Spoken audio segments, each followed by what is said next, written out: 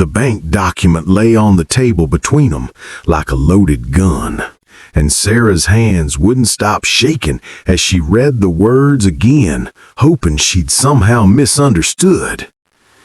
Transfer of deed, payment in full, witnessed and signed 3 months ago. Her voice came out barely above a whisper, asking how he could have done it. How he could have signed away their land, the ranch they'd built together, the home they'd promised to pass down to their children, without telling her, without even giving her a choice. James stood across from her with his jaw clenched tight, eyes red-rimmed from sleepless nights she hadn't known about. He tried to explain, tried to make her understand that he'd had no choice, that it was the only way, that he'd done it to save her. But Sarah wasn't hearing explanations. She was hearing betrayal. 3 months of lies. 3 months of him looking her in the eye every morning, kissing her good night every evening, all while carrying this secret like a knife pressed against both their throats.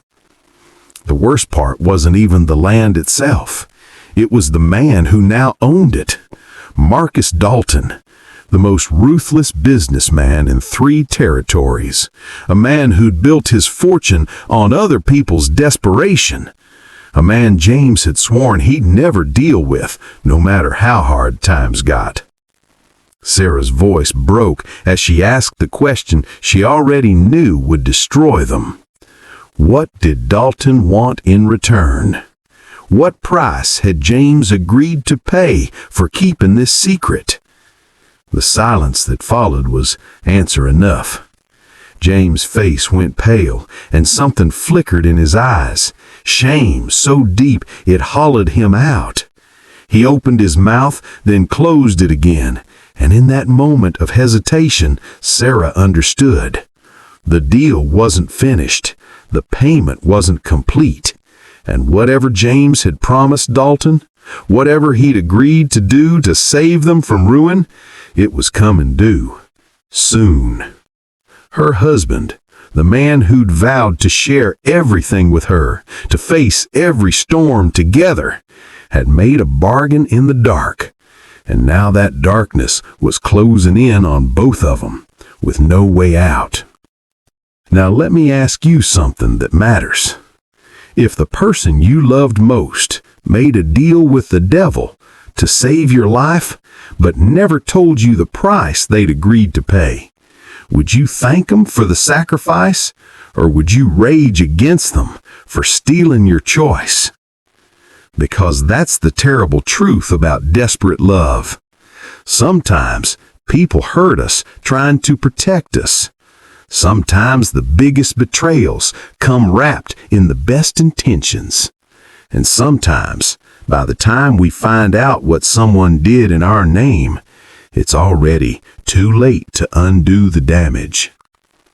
James thought he was being strong, being noble, being the man Sarah needed him to be.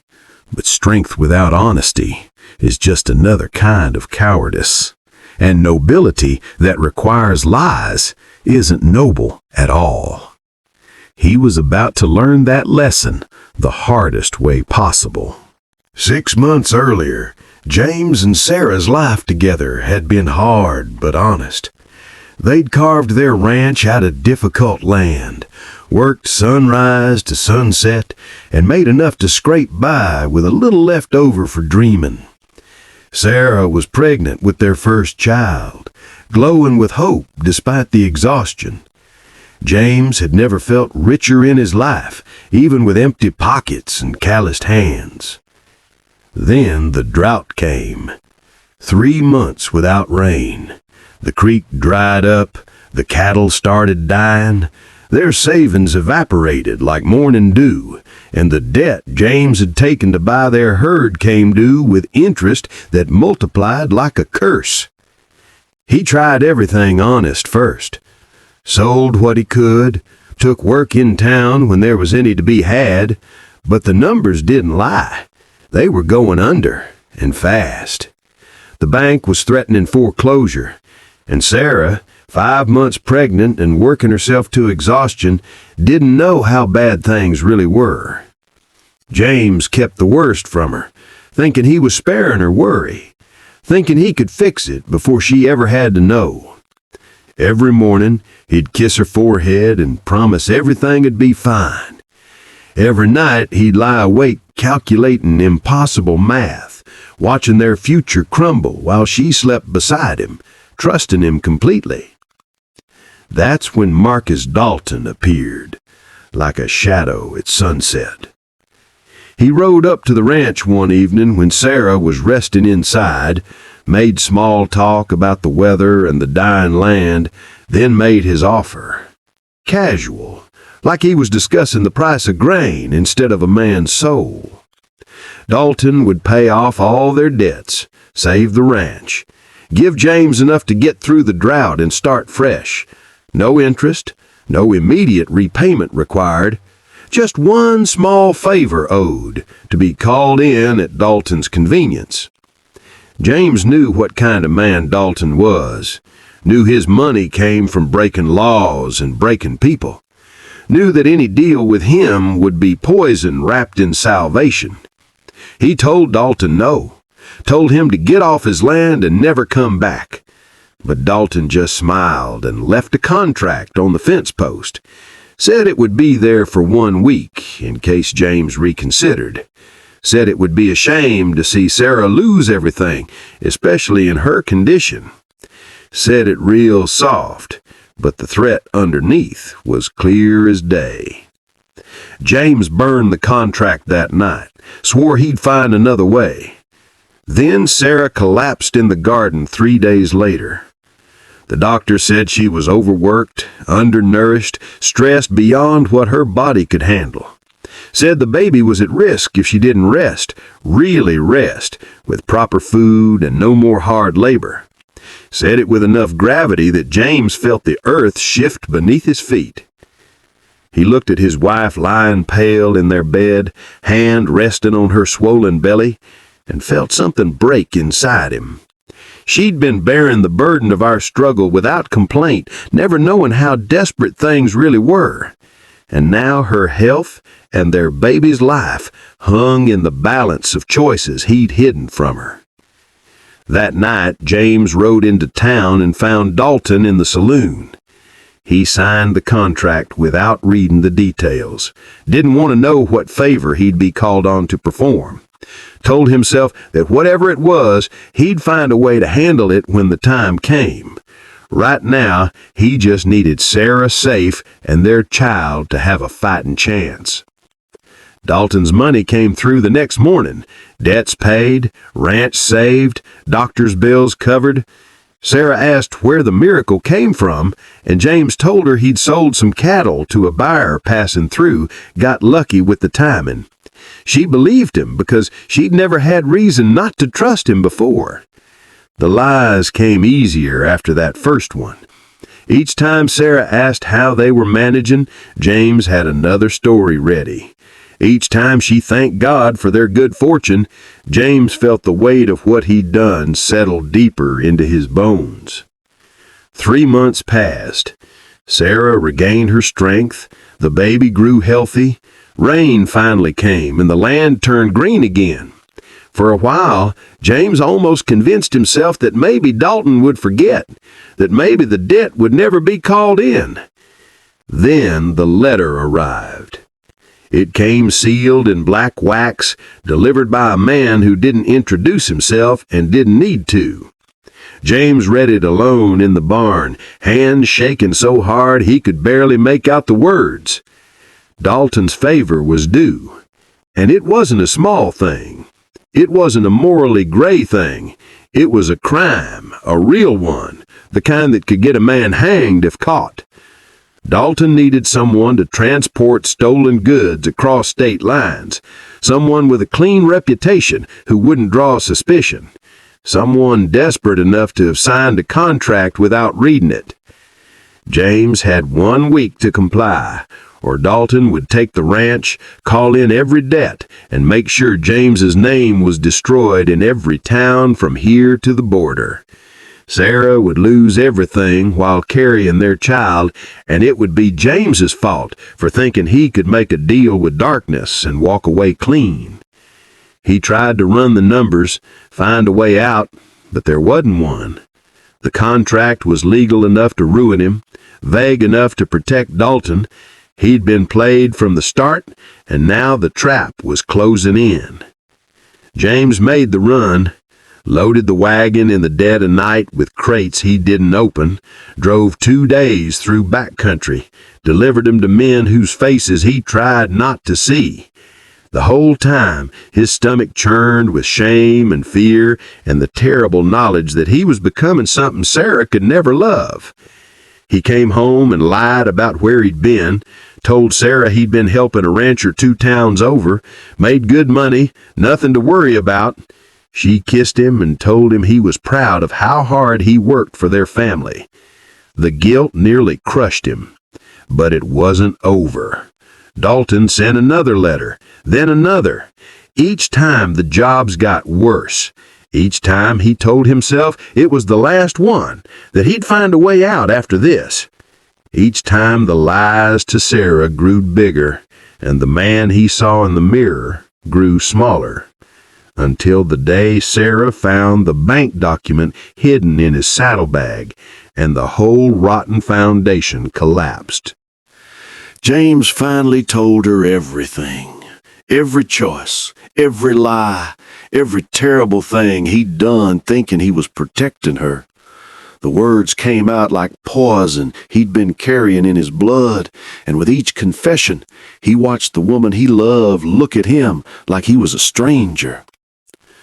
Sarah listened with tears streaming down her face, one hand on her belly where their child kicked and turned, oblivious to the world crumbling around them. When James finished, she asked him one question that cut deeper than any accusation. Why didn't he trust her enough to tell the truth from the start? James had no good answer. He thought he was being strong, being a provider, being the kind of man who handles problems without burdening his wife. But really, he'd been a coward, too afraid to admit he couldn't fix everything, too proud to share the weight, too foolish to realize that partnership means facing disaster together, not sacrificing your soul in secret. The ranch was gone. Dalton owned it now, though he'd let them stay as tenants for as long as James kept running his errands. Their future was mortgaged to a criminal. Their marriage was built on a foundation of lies, and their child would be born into a life stolen by desperation and pride. Sarah could have left, could have taken their child and walked away from the mess James had made, but she didn't. Not because she forgave him easily, but because she understood something James had forgotten in his panic. They had always been stronger together than apart. And the only way out of this darkness was to face it the same way, together, with truth instead of lies, even if that truth was painful. They went to the law the next morning. James confessed everything. The deal with Dalton, the illegal runs, all of it. He knew it might mean jail time, might mean losing everything anyway. But it also meant breaking Dalton's hold over him, taking back the choice that had been stolen by desperation and secrecy. The sheriff was a fair man who'd known James his whole life. He believed the confession, believed James had been coerced, believed there was still good in him worth saving. Dalton was arrested on bigger charges. Turns out James wasn't the only desperate man he'd trapped. The ranch was returned to them after Dalton's conviction, though the damage to James's reputation would take years to repair. But the damage to their marriage ran deeper. Trust, once shattered, doesn't mend with a single apology. Sarah struggled to believe anything James said, even when he was telling the truth. Every time he left the house, she wondered if he was hiding something new. Every reassurance felt like it might be covering another lie. James earned his way back slowly, painfully. No more secrets, even about the hard things. No more trying to protect her from reality. He let her see his struggles, his failures, his fears. He let her carry half the weight of every problem instead of shouldering it all alone. He learned that real strength isn't about never needing help. It's about trusting the people you love to be strong with you. Their child was born into a house still healing, still learning how to be whole again. But it was an honest house now, built on truth instead of desperate lies. And that foundation, though cracked, was stronger than any false perfection could ever be. Here's what the frontier teaches about love and desperation. Good intentions don't justify betrayal. Protection that requires lies isn't protection at all. And when you love someone enough to sacrifice everything for them, you'd better love them enough to let them choose whether they want that sacrifice made. James had tried to be a hero by bearing the burden alone. Instead, he'd become exactly what he feared, a man who broke his own principles and hurt the person he loved most. The real heroism came later, in the humility of confession and the hard work of rebuilding trust, one painful day at a time. Some mistakes can be forgiven, but never forgotten. Some wounds heal, but leave scars that ache when the weather changes. Sarah never fully stopped watching for the next hidden truth, and James never fully stopped carrying the shame of the first one. But they chose each other anyway, scars and all, because love isn't about perfection. It's about deciding someone is worth the work, even when the work is hard. In the end, James kept his promise of forever, but it looked different than either of them had imagined on their wedding day. Messier, more painful, harder won. He learned that you can't save someone by lying to them, and she learned that forgiveness doesn't mean pretending the betrayal never happened. The frontier doesn't offer easy answers about love and loyalty. It just shows us that desperate times reveal who we really are, and whether we have the courage to face ourselves when what we see isn't pretty. James's soul wasn't sold for survival. It was sold for pride, for the arrogance of thinking he knew better than his partner what she could handle. Getting it back required something harder than any deal with darkness: humble truth and the long, uncertain road of earning trust again. If this tale touched your heart, then don't ride off just yet. There are more stories waiting beneath the western sun, tales of love, betrayal, and lessons learned the hard way. Subscribe to Frontier Love Tales, where every story reminds us that love still rides even across the roughest frontier.